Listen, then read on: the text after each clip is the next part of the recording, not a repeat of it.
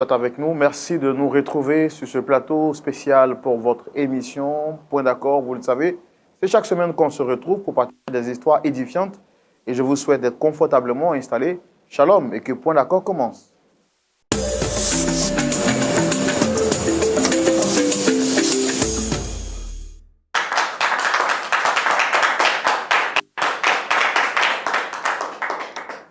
Ok, nous sommes très heureux avec ces applaudissements de signaler notre présence sur ce plateau.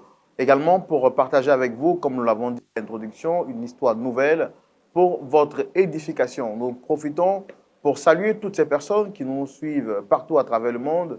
Ne manquez pas, pour vous qui suivez ce numéro sur les réseaux sociaux, de mettre en commentaire comment l'émission Point d'accord vous aide à avancer dans chaque niveau de votre vie, mais surtout le pays depuis lequel vous suivez ce numéro spécial de Point d'accord. Et avec nous sur ce plateau aujourd'hui encore, le pasteur Jean-Yves Tchoumou. Très heureux de vous retrouver sur ce plateau. Vous allez bien la semaine? Comment est-ce que vous l'avez passé? Merci mon frère Laurent. Ça va bien par la grâce de Dieu. Alléluia. Je suis aussi heureux de partager le plateau avec vous. Yeah. Que Dieu vous bénisse abondamment. Amen. Oui. Merci beaucoup. Oui. Voilà, pasteur Tchoumou a eu à passer une très bonne semaine. Nous espérons également que vous allez passer un très bon moment avec nous. 52 minutes d'échange durant. Nous allons partager une nouvelle histoire avec pour seul objectif vous apporter des conseils, des orientations et vous permettre justement de tirer des leçons de l'histoire que nous partageons avec vous aujourd'hui. Un frère a bien voulu se confier à nous. Il s'agit d'un bien-aimé que nous allons recevoir avec les applaudissements du public. Merci de le recevoir, s'il vous plaît.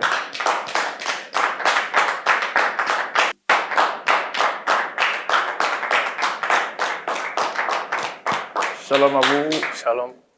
Merci de vous installer. Merci, monsieur. J'aime bien votre accoutrement, le chapeau, les couleurs, il y a l'harmonie vraiment. Merci, monsieur. En tout cas, merci de passer partager votre histoire avec nous sur le plateau. De rien.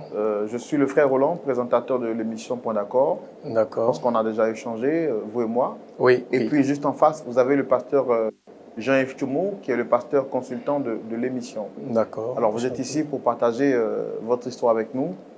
Et je rappelle que vous êtes monsieur Jean-Marc. Monsieur Jean-Marc. Oui. Justement, et avec vous, nous allons découvrir votre histoire. Vous êtes chrétien également, vous partagez une assemblée. Oui, je suis chrétien. Super. On ne va pas rentrer dans trop de détails. Oui. Le plus important pour nous, c'est que vous confessez le nom de notre Seigneur Jésus-Christ. Pour nous, c'est déjà suffisant. Oui. Alors, dites-moi, quelle est la raison de votre présence ici, sur ce plateau? D'abord, merci de m'avoir donné l'occasion de m'exprimer sur votre plateau. La raison qui m'emmène ici, c'est pour expliquer un peu les faits que j'ai eu à faire qui ne sont pas très bien, qui ne sont pas très catholiques. Donc, c'est la raison qui m'emmène ici. Et quelles sont les personnes que vous souhaitez rencontrer sur ce plateau? Je souhaite rencontrer sur ce plateau mon ami Sébastien Coré et son épouse Coré Anita. Ça fait combien de temps que vous vous connaissez? Je le connais depuis longtemps, depuis que nous étions à l'université. C'est un ami à moi de longue date. D'accord. Oui. Alors, vous souhaitez le rencontrer avant qu'on ne rentre dans le détail. Qui des deux parties a offensé? Est-ce que c'est vous qui les avez offensés ou c'est eux qui vous ont offensé? Bien évidemment, c'est moi qui suis l'offenseur. Pour preuve, c'est moi qui suis là pour essayer de leur demander pardon par rapport à tout ce que j'ai eu à leur faire. D'accord. Nous, on veut comprendre le fond de l'histoire et on va le faire dans notre rubrique. Le grand déballage, c'est tout de suite. Ok, là, nous sommes de retour avec vous sur le plateau. Monsieur Jean-Marc, oui. Vous souhaitez rencontrer monsieur et madame Coré, à qui vous dites avoir fait du tort. Oui. On va aller dans les détails de l'histoire pour comprendre qu'est-ce qui s'est réellement passé. Dites-nous, qu'est-ce qui s'est réellement passé? D'accord. Sébastien Coré est un ami de longue date à moi. Nous avons fait l'université ensemble. Et quand vous parlez de Coré, vous parlez avec un sourire? Oui, parce que c'est quelqu'un de très bien. C'est quelqu'un de généreux, de gentil, qui ne mérite pas ce qui lui est arrivé. Donc, c'est un ami à moi. Nous avons fait l'université ensemble. Après les diplômes, il a eu une bourse pour la France. Alors, après sa formation, il est revenu et a intégré une structure minière dans laquelle il était directeur. Donc, moi encore étant au chômage, je passais souvent le voir pour qu'il m'aide à gérer mes factures.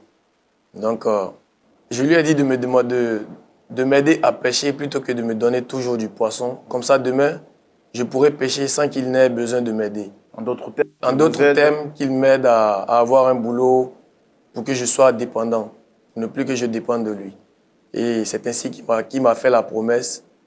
Et 2 semaines plus tard, au moins d'un mois, il m'a rappelé et il m'a donné un poste dans la même structure où il travaille en tant que PDG. Et moi, j'ai intégré la structure comme commercial stagiaire, ensuite commercial confirmé. Quelques années plus tard, j'ai occupé le poste de directeur, marketing. Donc, petit à petit, j'ai appris auprès de lui, vu que j'étais aussi diplômé comme lui, donc ça n'a pas été tellement difficile pour moi de me gérer. Donc, après, étant un visionnaire, il a demandé à ce que la structure l'emmène au Canada pour une formation de 2 ans, d'où au retour, il serait PDG de l'entreprise. Il allait, comment dirais-je, il allait agrandir l'entreprise sur toute l'Afrique, c'est-à-dire implanter l'entreprise un peu partout en Afrique, parce qu'il avait il avait beaucoup à donner pour l'Afrique, il était visionnaire. Donc l'entreprise a accepté cela et il est parti. Mais avant de partir, étant son homme de confiance, il a demandé à ce qu'on me prenne comme directeur par intérim en attendant qu'il ne revienne. Ceci étant, l'entreprise a accordé sa doléance et je fus nommé comme directeur intérimaire sur les 2 années qu'il allait passer au Canada.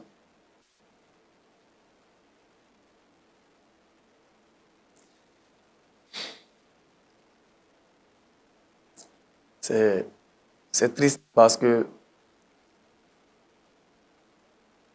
j'ai été, j'ai été cupide. J'ai été méchant parce que celui qui me confie sa place, dès son départ, moi, je fus animé par la peur de revenir en arrière. Et donc, j'ai tout de suite pas eu envie de revenir en arrière en lui donnant son poste à son retour. Et donc, j'ai commencé à manigancer dans son dos. Alors, quand vous dites qu'il vous a cédé sa place, qu'est-ce qui vous faisait peur de revenir en fait? Puisque là, je pense que vous n'étiez pas un chômeur, vous travaillez Oui, oui. et il vous a cédé sa place. Qu'est-ce qui vous faisait peur en fait? Oui, c'est pourquoi je parle de cupidité, parce que je voulais avoir encore plus. J'étais un simple stagiaire confirmé, après directeur marketing, je n'avais pas un bon salaire. Et dès que j'ai pris son poste, j'étais pratiquement à 15 millions de nos francs. Donc, j'étais vraiment aisé. Du coup, j'avais peur de revenir en arrière parce que je me disais que s'il revient, il allait prendre sa place et moi, j'allais redescendre encore, même si ce n'est pas au bas de l'échelle, mais j'allais encore Vous redescendre. allez perdre des avantages qui étaient rattachés J'allais perdre des avantages qui étaient rattachés à ce poste. Donc, c'est tout ceci qui m'a poussé à comploter contre lui, chose qu'il ne mérite pas. Qu'est-ce que vous avez fait exactement? J'ai comploté avec la complicité de la comptable. Nous avons monté un faux dossier de détournement de fonds de près de 100 millions, juste pour acter son licenciement. Et vraiment, c'est des choses que je regrette. Mais bon, c'est comme Vous parlez de regret et vous me parlez avec un sourire, apparemment, ça ne vous dit pas grand-chose. Non, Parce que quand on regrette, quand même, l'expression faciale nous le montre. Mais moi, je sens aucun regret sur votre visage. Non, là, il y a cette ironie dans l'expression. J'ai vraiment mal. Je souris, mais j'ai très mal parce qu'il ne mérite pas ça. Il ne mérite pas ça. Comme cela ne suffisait pas, j'ai même demandé au PDG de racheter la structure dans laquelle sa femme travaillait pour le simple but d'avoir le contrôle sur cette structure afin de licencier aussi sa femme. Vous aviez un problème avec sa femme? Non, non, non, pas du tout. Je me disais que si lui, il a été licencié et que sa femme travaille, cette dernière pouvait l'aider à remonter l'échelle. Donc, il fallait que je lui casse aussi ses ailes. Alors, donc, votre ami, il part au Canada pour une formation de 2 ans. Et durant ces 2 ans, vous occupez son poste ici en tant que directeur général intérimaire. Oui. Et est-ce qu'il reste au Canada tout le temps ou qu'est-ce qui se passe? Non, il devait revenir après 2 ans, mais bien avant de venir, on échangeait. Je parlais beaucoup avec lui. Euh, avant son retour, je parlais beaucoup avec lui et il m'a même demandé s'il pouvait revenir. Je lui ai dit oui, évidemment, il peut revenir parce qu'il y a de la place. Pourtant, il m'avait confié qu'il avait eu des occasions de travail là-bas, 3 fois mieux que le salaire d'ici. Par loyauté, qu'il allait revenir travailler dans l'entreprise. Et donc, quand il est venu, ça a trouvé que moi, j'avais déjà comploté contre lui. Et ce sont mes avocats qui l'ont accueilli pour lui remettre sa lettre de licenciement qu'il devait signer. Et c'est en lisant cette lettre avec la colère qu'il a piqué une crise d'AVC. Et cette crise l'a vraiment perturbé. Ça a été fatal pour lui. J'ai vraiment du mal à exprimer tout cela parce que je suis allé loin. Je suis allé jusqu'à licencier son fils pour ne pas que celui-ci aussi essaye d'aider la famille. Parce que j'étais vraiment jaloux. Je ne voulais plus qu'il revienne prendre ce poste. J'étais animé seulement par le gain, par le gain, par le gain. Alors que c'est monsieur qui m'a aidé à être là où je suis aujourd'hui. Donc vraiment, c'est avec beaucoup de regrets que je viens devant vous pour exprimer ce que j'ai fait. Après tout ce mal que vous avez fait à votre ami, c'est lui qui a fait de vous ce que vous êtes devenu aujourd'hui. Bien sûr. Qu'est-ce que vous attendiez exactement de lui sur ce plateau? Sur ce plateau, j'attends de lui, c'est vrai que ça ne sera pas facile, mais j'attends de lui qu'il me pardonne. Pourquoi c'est maintenant que vous acceptez de venir lui demander pardon après tout ce temps?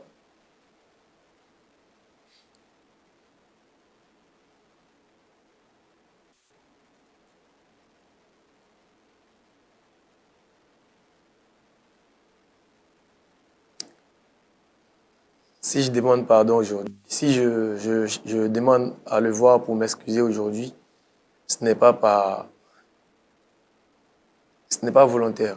Je suis confronté à une situation dans laquelle seul lui peut m'aider. C'est seulement lui qui peut me sortir de là. Alors, votre pardon, c'est un pardon conditionné alors? Bien sûr, bien sûr. Et ça me fait vraiment honte. Ça me fait vraiment honte de ne pas m'en rendre compte, de ne pas faire de mea culpa jusqu'à ce que j'ai encore besoin de son aide. Et c'est pas bien de ma part. Donc là, aujourd'hui, votre intervention, c'est une intervention pour une pierre, deux coups, c'est ça? Deux coups, justement. Est-ce que vous trouvez votre démarche catholique? Pas du tout. Je ne pense pas qu'elle soit catholique dans le sens où c'est un besoin, c'est un service qu'il peut me rendre qui m'emmène vers lui. Parce que je devais le faire bien avant. Si je...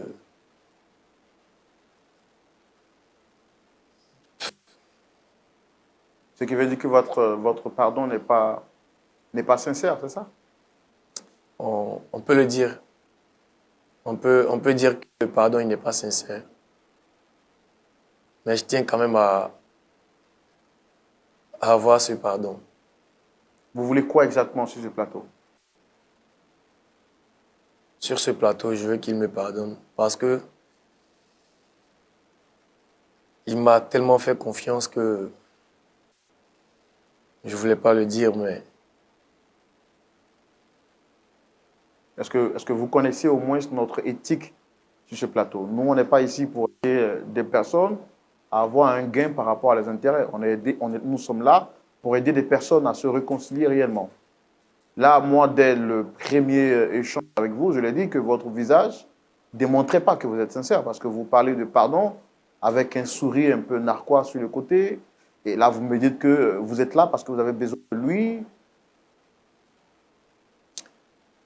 c'est vrai que je veux faire d'une pierre deux coups. Parce que le voir dans cette situation me tracasse. Et lui et sa femme qui ne m'ont jamais rien fait de mal, qui ont toujours été là quand j'avais besoin d'eux, ça me fatigue, ça me fatigue, mais je fais mal de venir demander pardon pour avoir en retour gain de cause sur une situation que j'ai causée. C'est-à-dire, je l'ai souligné tout à l'heure, je ne voulais pas le dire, mais j'ai promis à mon PDG de lui vendre. D'accord. Moi, je pense on va leur permettre d'être là sur le plateau. Voilà, Parce voilà. que moi, ça commence à me mettre un peu hors de moi. Euh, Vous m'avez dit exactement avant de venir sur ce plateau que vous êtes là pour demander pardon pour un tort. J'ai vu en vous une sincérité par rapport à une démarche. Un frère qui a fauté et qui demande pardon, c'est ce que la Bible nous recommande. Si tu as offensé ton frère, va vers lui. S'il refuse de t'écouter, prends un autre témoin. À défaut, prends deux témoins et sinon, s'il refuse, va avec l'Église. Donc, je suppose que vous avez entrepris des démarches pour demander pardon et comme ça n'a pas marché, vous êtes venu devant les témoins que nous sommes pour qu'on vous aide à demander pardon. Mais là, on constate derrière ce pardon qu'il y a encore une autre malice. Et c'est vraiment dommage de notre part. Mais bon, Pasteur Tchoumou, Oui, Roland. c'est vraiment compliqué. Ouais. On reçoit des personnes en privé qui nous disent des choses et quand ils arrivent sur le plateau, qui veulent nous faire découvrir encore d'autres choses. Est-ce qu'on peut quand même continuer cette histoire ou il faut l'arrêter carrément? Il faut qu'on aille jusqu'au bout. Il faut qu'on aille jusqu'au bout pour voir de quoi il est question réellement. Il dit que viser notre but en demandant pardon. C'est-à-dire que ça ne suffit pas de faire tort à son ami, mais comme maintenant il a d'autres problèmes, de utiliser son ami encore pour régler son problème. Bon, d'accord. Donc, on a Donc on peut les recevoir? Oui, on peut les recevoir. Ok, on les reçoit s'il vous plaît sur vos applaudissements.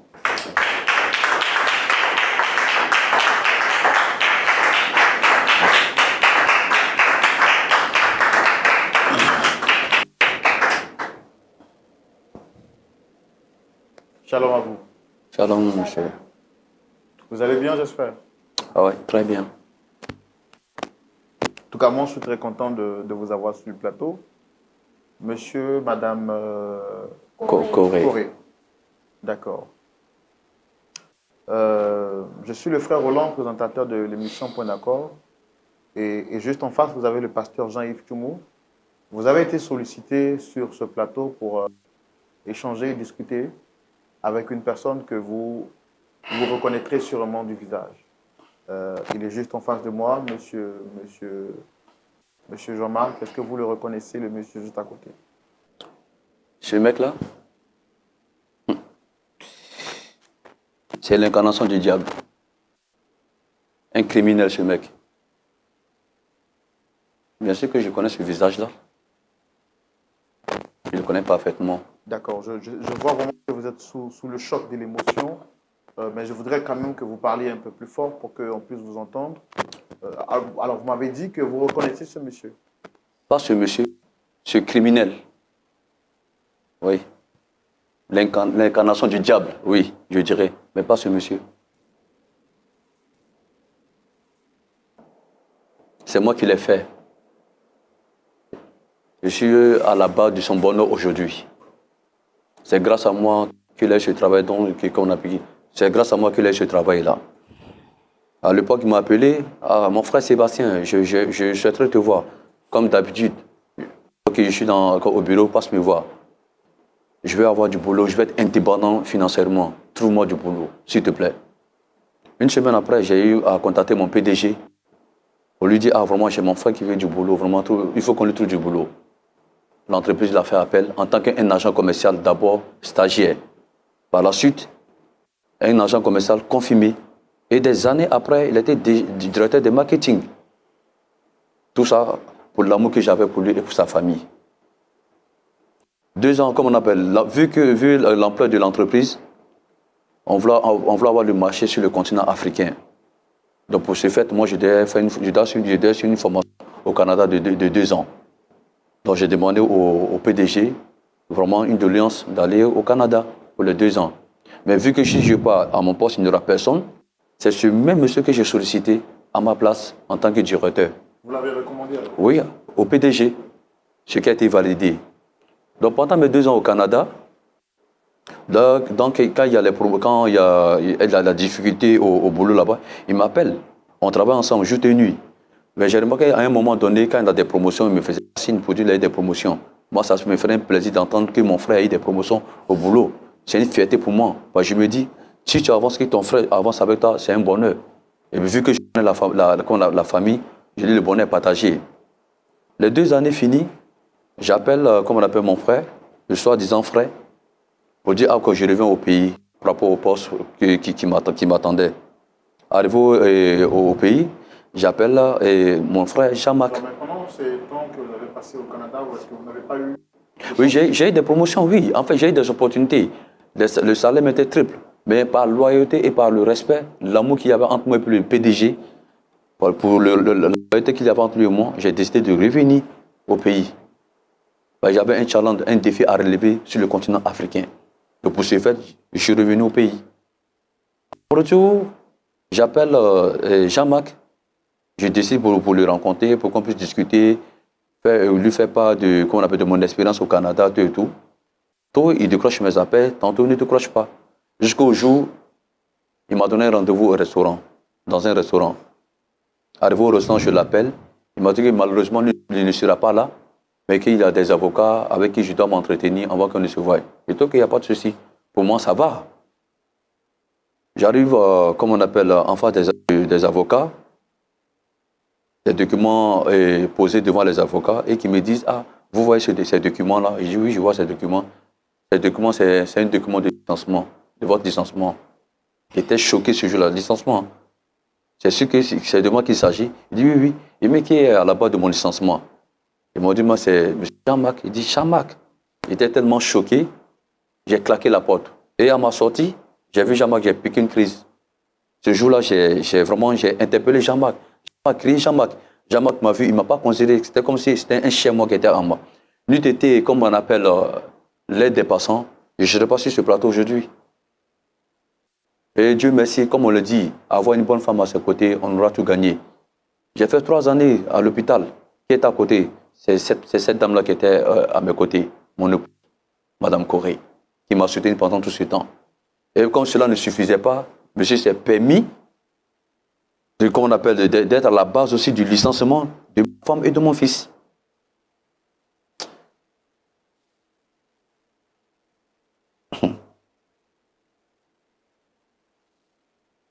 Je n'ai plus d'énergie pour continuer. C'est bon.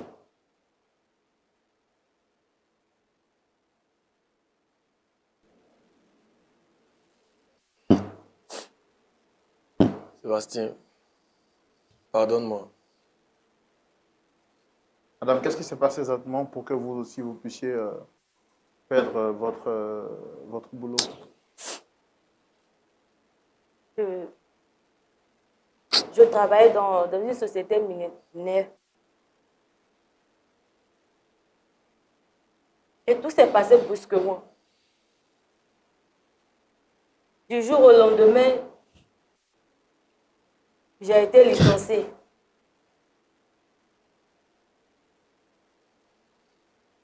Et quelle était la raison qu'on vous a donnée pour votre licenciement?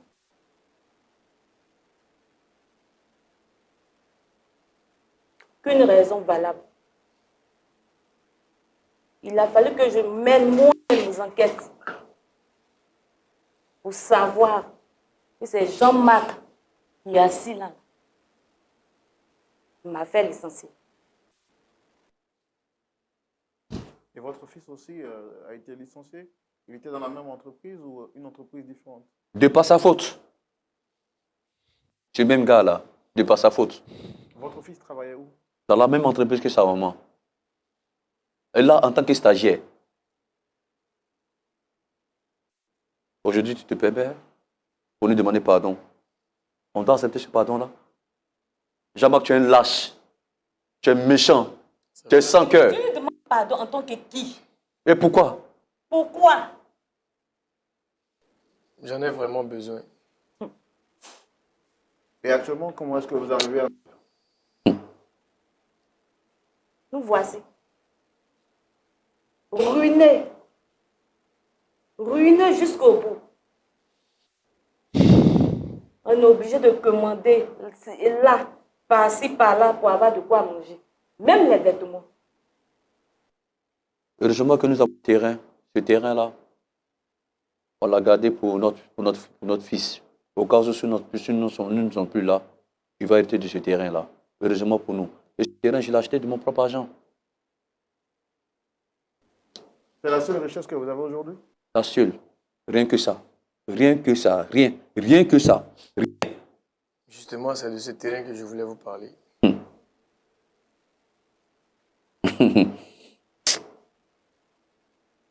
Tu oses parler de ce terrain? Tu veux me parler de quoi? Vous êtes là pour un pardon ou vous êtes là pour un terrain, vous avez dit?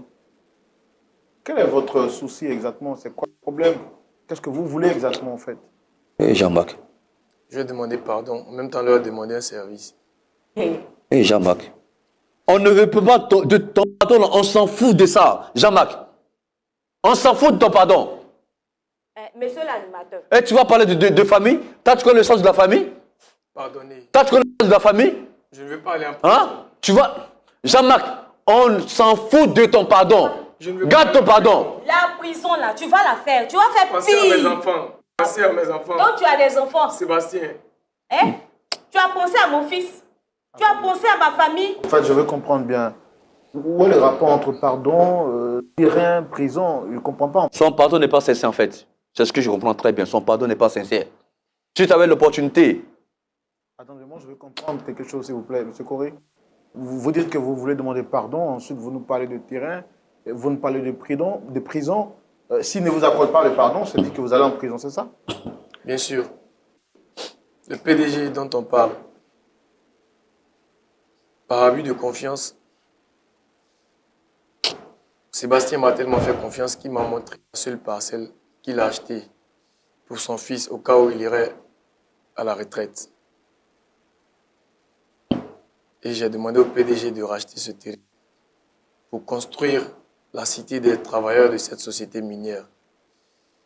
Il m'a envoyé près de 100 millions. Et je n'ai pas acheté le terrain. J'ai pris cet argent pour faire d'autres choses. Et aujourd'hui, le PDG dit qu'il vient bientôt. Et s'il vient que ce terrain n'est pas à son nom, je risque de perdre mon boulot et j'irai en prison. C'est la raison pour laquelle j'ai décidé de leur demander pardon et de leur demander de me vendre ce terrain, quel que soit le prix, pour éviter que je perde mon boulot et d'aller en prison. Jean-Marc, une fois de plus, tu montres que tu es un démon. Tu montres que tu es vraiment un démon. Et ton pardon n'est pas sincère. Si ce n'était pas Ton pardon est conditionné. Si ce n'était pas le terrain là, tu n'allais jamais nous demander pardon. C'est parce que tu es coincé que tu es venu nous demander pardon. Jamais! Pardonnez-moi. Je dis jamais! Je ne veux pas aller en prison. Tu nous as tués. Je ne veux pas aller en prison. Jean-Marc, s'il te plaît. Jean-Marc, ne me touche pas. Laisse-moi, Jean-Marc. Jean-Marc, laisse-moi. Oh, laisse-moi. Je vais tout te donner. Laisse-moi. Il est hypocrite. Non. Tu me touches pas. Non, s'il vous plaît, on va essayer Tu me touches pas. Dégage. Pardonnez-moi, s'il vous plaît. Dégage. Tu me touches pas. de vous calmer. Tu me touches pas. Tu me touches pas. Essayez de vous calmer. Essayez de vous calmer. Même si on te pardonne, on ne va jamais te vendre ce terrain-là. Tu es un lâche. Rasseyez-vous, s'il vous plaît. Tu mérites la prison, toi. Sans cœur, criminel. Tu mérites de faire la prison. Pardon.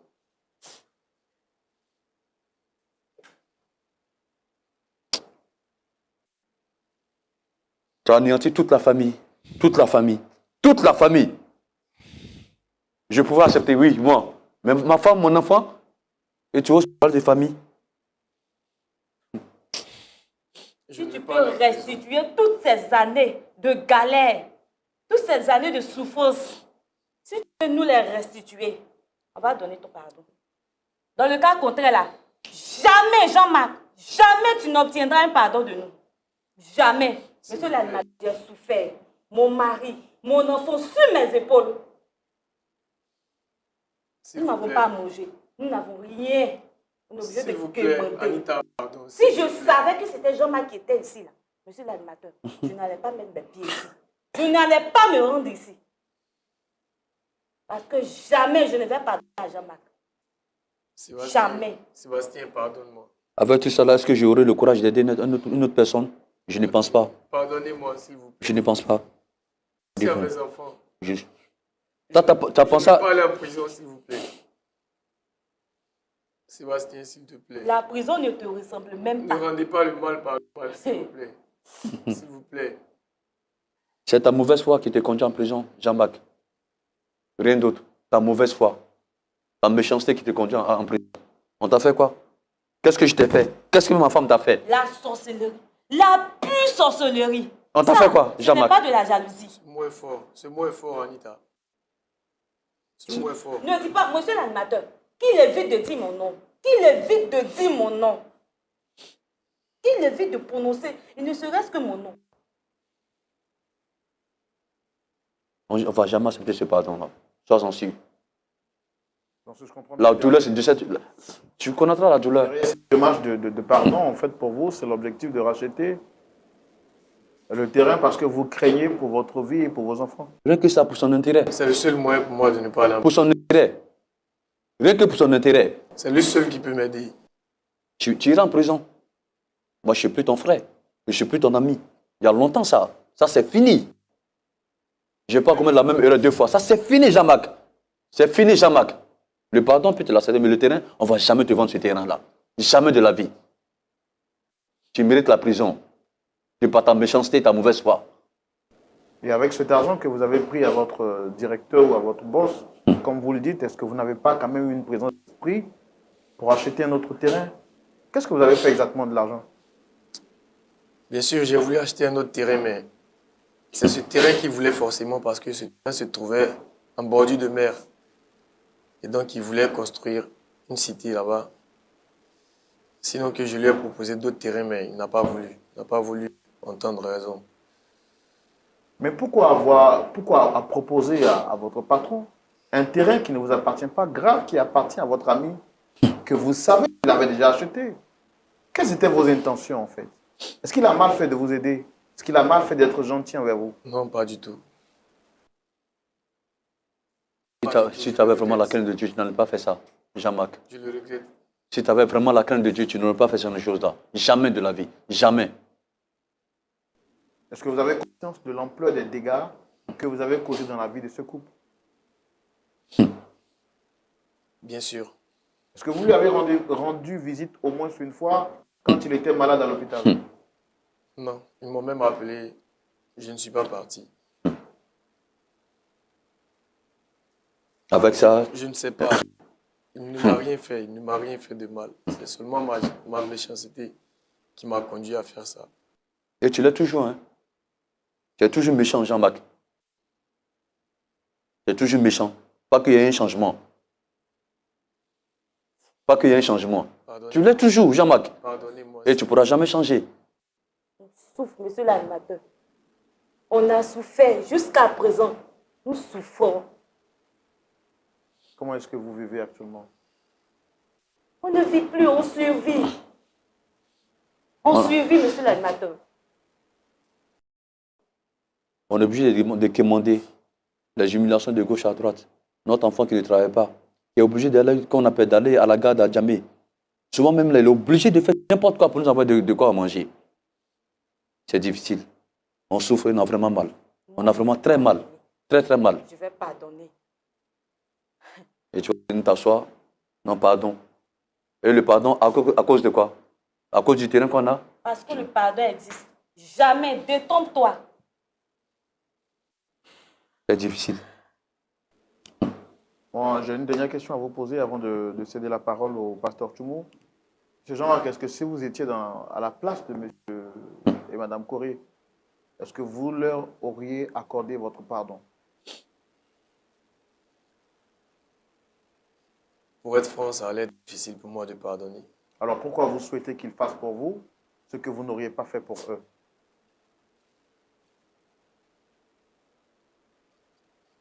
Sébastien est quelqu'un de gentil et moi non. C'est pas toutes ces belles phrases-là qui feront que je vais changer d'avis. Jean-Marc, ça c'est fini. La confiance, ça c'est fini. Plus jamais, plus jamais, plus jamais. Au grand jamais. Gentil ou pas, ça c'est fini. Monsieur l'animateur, je vais sortir. D'accord.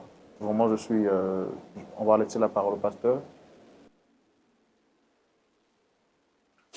Pasteur Tchoumou, Ici. la méchanceté existe dans ce monde. Avec que je n'ai La jamais venu ici. trahison existe dans ce monde.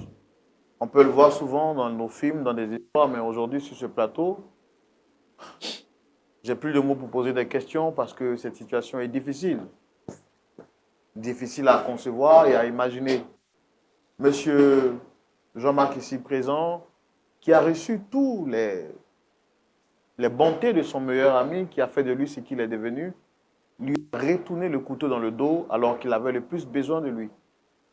Venu sur ce plateau pour plaider et demander pardon, on s'est dit c'est une nouvelle année, donc on demande pardon à toutes les personnes qu'on a frustrées.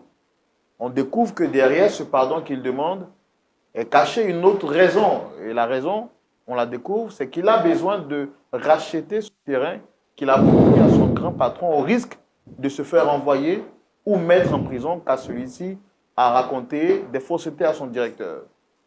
Venu sur ce plateau, il plaide à la fois pour avoir le pardon, mais aussi pour qu'on lui donne la possibilité de racheter le terrain qui est l'unique bien qui reste à monsieur et madame Corée après avoir été licenciés abusivement de leur emploi qui faisait aujourd'hui d'une personne ou d'un couple digne. Quel est votre point de vue par rapport à cette question? On va le savoir tout de suite dans la rubrique à la loupe de la parole. Pasteur Tchoumou. Oui. Bon, Roland, moi, j'ai comme l'impression que je ne comprends pas ce qui se passe. Donc, peut-être que Jean-Marc peut m'aider à mieux comprendre. Okay. Jean-Marc, tu travailles toujours? Travail. Comme directeur? Oui, je travaille comme directeur. Donc, tu es toujours dans la société? Oui, D'accord. Tu voulais être directeur, non? C'est pour ça que tu as monté un coup contre Corée? C'est ça? Tu voulais être directeur, non? c'est Corée qui a demandé à ce que que j'assure son intérêt. Oui, mais quand il était là-bas, à l'étranger, Oui, c'est là que tu as monté le coup pour que tu puisses maintenir sa place, non? bien C'est à sûr, sa place là que tu es maintenant? bien sûr. Et lui, il n'est plus dans le travail, il ne travaille plus. Oui, il a été licencié. Il a été licencié. Bon, mais c'est bon, non? Ça te plaît? J'en suis pas fier. Non, je n'ai pas demandé si tu étais fier, mais je demande si ça te plaît.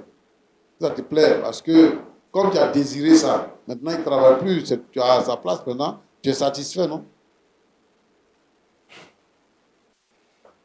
Non. Mais tu n'es pas satisfait. Tu as un salaire, non? Oui, Bon, sur les biens, je suis satisfait, mais moralement, intérieurement, je suis rongé par ce que j'ai causé. d'accord. Bon, maintenant, Corée, là. Corée, Sébastien qui est là avec sa femme. Ils disent que ils sont obligés de faire à manger, d'aller de ça et là pour demander à manger. Ils n'ont pas à manger. Bon, et ils ont conservé leur terrain. Toi, tu travailles, tu as travail, tu es directeur. Hein? Et Tu as tout pris. Maintenant, tu veux prendre encore le terrain. Donc, tu veux quoi? Tu veux que Corée, sa femme meure. C'est ça que tu veux? Non. Mais qu'est-ce que tu veux? J'ai promis ce terrain au PDG. Oui. Qu'est-ce que tu veux pour Corée et sa femme? Bon. Quoi? Tu veux plus qu'ils existent. En soi. C'est pas mon Toi, intérêt. tu as dit que lorsque tu ne travaillais pas et qu'il est venu qu'il travaillait, tu allais le voir et puis il te donnait de l'argent. Le terme que tu as utilisé, tu as dit qu'il te donnait du poisson. Et toi, tu lui as dit que après avoir à pêcher, que tu toujours me donner à manger. C'est comme ça qu'il t'a donné un travail dans le lieu où il était. Maintenant que toi-même tu as manigancé et qu'eux, ils ne travaillent plus là, et que toi, tu es le directeur, qu'est-ce que tu fais pour dire, pour prouver ta bonne foi, pour dire que tu regrettes, parce que tu dis que tu n'es pas fier. Tu regrettes. Qu'est-ce que tu fais alors qu'ils n'ont rien à manger? Qu'est-ce que tu fais pour qu'ils puissent manger?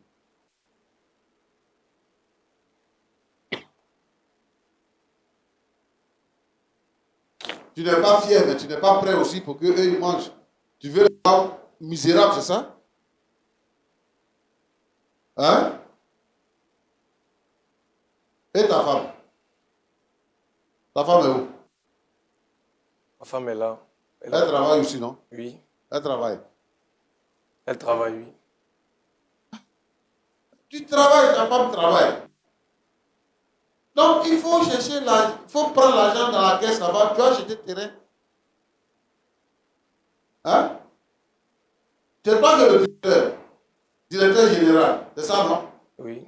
Donc, il faut prendre l'argent là, il y a l'argent là-bas, non? C'est pas l'or, diamant, c'est ça que vous créez, non?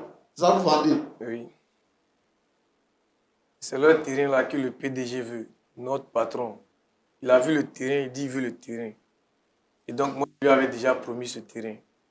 Et il a même, il a même pris l'argent. J'ai pris l'argent Mais avec tu as dit que le terrain était à quoi? Non, je lui ai pas dit ça. Mais il est tombé sous le charme du terrain et il m'a dit que si je... Mais le terrain n'est pas à toi, c'est pour quelqu'un d'autre. Et toi, tu dis que comme il veut ça, donc toi, tu vas prendre ça. Faut dire au PDG que tu n'as pas eu de terrain. Pasteur, je vous explique en fait, Oui. il a déjà dit au directeur que lui, il pouvait permettre au directeur d'avoir ce terrain. Et donc, c'est sur cette base de confiance que le directeur lui a remis l'argent pour acheter le terrain. Et il a fait croire au directeur que le terrain a été acheté. En lui emmenant les photos du terrain qui n'est pas à lui, qui est à son meilleur ami. Donc, tu demandes pardon là. Tu demandes pardon à cause du terrain, quoi. Sinon, ce n'est pas à cause du fait qu'ils sont en souffrance et que tu es la cause. Tu demandes pardon pour obtenir le terrain, c'est ça? C'est les deux, pasteur. Non, ça ne peut pas être les deux. Choisis un, tu laisses l'autre. C'est-à-dire qu'en fait, tu es venu sur le plateau parce que tu veux qu'il te donne le terrain pour le vendre ou bien pour le donner parce qu'il a déjà pris 100 millions. Pour donner à ton patron, c'est tout. Bon, si maintenant on parle avec eux et qu'ils te donnent le terrain, qu'est-ce que tu leur donnes en échange? Tout ce qu'ils veulent. Toi, tu peux tout faire. Hein? Je ne veux pas aller en prison. D'accord. Donc, si tu ne veux pas aller en prison, il faut dire tout ce que tu as fait à sa femme et à lui-même. Quand il était au Canada, tout ce que tu as raconté, tous les mots que tu as montré, il faut dire ça au directeur général. Il faut lui dire ça. Et puis maintenant, ta place à ton poste, là, tu vas quitter là, lui va revenir à ta place. Là, tu vas aller en prison. Aussi simple que ça. Hein?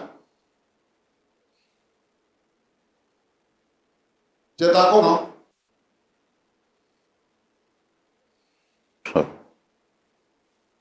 Tu es d'accord? Jean-Marc, Oui, papa. c'est-à-dire que tu quittes ta place, ton poste là, tu quittes. Et puis lui va remonter là où il est. C'est pour ne pas faire cela que je l'ai torpillé. D'accord. Tu sais, moi, ce genre d'affaires comme ça, moi, je ne règle pas ça. Moi, je ne règle pas comme ça. Un homme comme ça, là, qui lui a permis de venir sur ce plateau-là? Vraiment, franchement. Parce que moi, je ne comprends même pas. C'est une affaire qui n'a pas de tête, qui n'a pas de queue. Tu as fait renvoyer le monsieur, tu as fait renvoyer sa femme, tu as fait renvoyer son enfant. Ils n'ont plus de situation. Le seul bien qu'ils ont dans la vie, c'est le terrain. Terrain encore, c'est ça qu'il veut. Oui. Et tu veux te servir de nous pour prendre son terrain. Et puis lui, il va devenir quoi? Et toi, tu es directeur, tu es dans ton coin, ta femme travaille, vous avez l'argent, vous avez tout ce qu'il faut pour vivre bien. Tu n'es même pas capable de voiler un peu ce que tu fais. Pour de temps en temps lui donner 100 000, 500 000, pour lui donner ça de temps en temps. Tu ne fais pas ça, hein? Comme lui faisait pour toi, là. Au moment où toi tu faisais rien là, et puis tu te donnais là. Sébastien, Oui. lui là, c'est pas un ami. Non, c'est pas un ami, papa. C'est un sorcier. Et ne donnez pas votre terrain là. Là, ne donnez pas. Même si vous devez prendre le terrain là, vous vendez à quelqu'un d'autre. D'accord, pasteur. Ce qu'on va faire, mon cher Roland, Pasteur. c'est que on va laisser Jean-Baptiste avec ses problèmes. Mais ici, je veux interpeller les frères et les sœurs en Christ d'avoir le discernement, de regarder avant de poser les actes. Parce que souvent, quand les gens ils regardent les chrétiens, à cause de l'amour de Christ, ils les regardent comme des gens qui sont naïfs, qui sont bêtes. Donc, ils font des choses parce qu'il est chrétien. Moi, je veux vraiment que on ne mêle pas nos parents, nos amis, à ce que nous sommes, à ce que nous faisons. Il pouvait lui chercher un travail dans un autre endroit. Il avait des relations. Lui trouver un autre travail dans un autre endroit. Lui, il le connaît. Donc, il est venu dans son travail. Il sait comment il va faire pour l'avoir.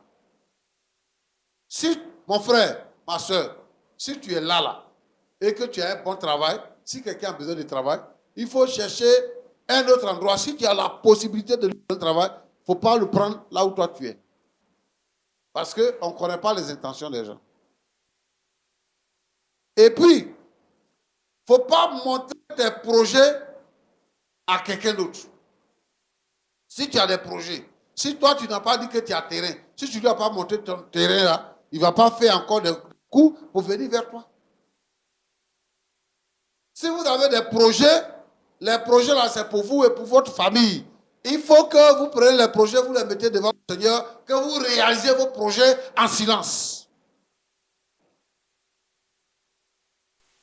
Et puis, nous on n'a pas d'amis. Les histoires d'amis, c'est mon ami là. Je ne veux pas que les chrétiens entrent dedans. On a des frères et des sœurs en Christ. On manifeste l'amour de Dieu envers les frères et les sœurs en Christ. Mais il faut avoir des limites dans ce qu'on fait. C'est les limites que vous n'avez pas eues. Pourquoi vous avez fait l'école ensemble? Et puis, toi tu es parti, tu es venu, tu travailles, et puis lui il ne travaille pas. C'est à cause de sa méchanceté là. Parce que si Dieu a courbé quelqu'un, et puis tu dis que c'est toi qui es intelligent, tu vas le redresser là, ton dos va se casser. Et c'est ce qui est arrivé. Comme lui là, il est méchant, et que la malédiction pèse sur lui là, c'est la malédiction là qui le poursuit. Donc Jean-Baptiste, nous on ne peut pas régler ton problème. Ce genre de problème, nous on ne règle pas. Moi j'ai pensé, comme Roland le disait, que vraiment tu regrettais un fait. Nous on est ici pour réconcilier les gens. Mais pour venir enfoncer quelqu'un encore, qui souffre déjà, pour venir l'enfoncer encore, tu dois penser à ma femme, penser à mes enfants, sinon je vais aller en prison. Il faut aller en prison. Prison là, ce n'est pas fait pour les chiens, c'est fait pour les hommes. Tu vas aller là-bas. Donc, mon cher Roland, Pasteur. je voudrais interpeller tous les frères et sœurs à être vigilants. À être vigilants. Il faut que l'homme et sa femme s'entendent dans la maison. S'ils ont des projets, que ce soit pour eux-mêmes. Et qu'ils s'entendent pour ne pas permettre aux mauvaises gens d'entrer dans leur vie. Que Dieu vous bénisse. Vraiment, merci beaucoup, pasteur Jean-Yves Tchoumou. À la fin de ce que vous dites, moi, je suis parfaitement d'accord. Et j'ai envie de poser la question à Madame Corée. Comment vous vous sentez après les paroles du pasteur? Vraiment, je me sens bien. Je me sens soulagée. N'eût été l'intervention du pasteur, j'étais prête même à commettre même le pire à ce monsieur-là. Mais je ne suis personne pour le juger. Le pasteur a parlé. Je vais accepter son pardon. Grâce à Dieu, c'est vrai, nous sommes ruinés, mais nous sommes toujours en vie. Il y a la santé. Je pense que le reste viendra après. Mais pour le moment, je suis soulagée. Je remercie le pasteur. Monsieur Goré, un mot? Ouais, comme l'a dit madame, après les dits du pasteur, on a le cœur apaisé, on a l'esprit tranquille. Et nous avons foi en Dieu, on sait que notre situation va s'améliorer. Le pardon, on dit que le pardon, il est divin. On accepte le pardon. Mais concernant la vente du terrain, comme le pasteur l'a dit, on ne va pas vendre le terrain. Et je remercie beaucoup le pasteur pour ses mots. Ils nous ont beaucoup réconfortés. Que Dieu nous garde tous et qu'il nous protège du mal.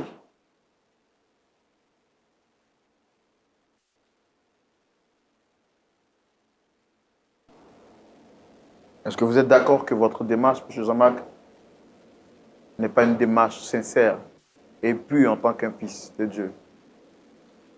Je suis d'accord.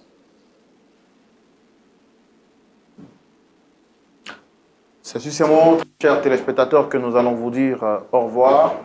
Merci d'avoir accepté de regarder ce numéro spécial de Point d'accord. Nous espérons que vous avez tiré des leçons et que vous avez surtout compris que il est bon d'être bon, mais il n'est pas bon de croire que tout le monde est bon. On se retrouvera la semaine prochaine. D'ici là, que le Seigneur vous garde. Shalom.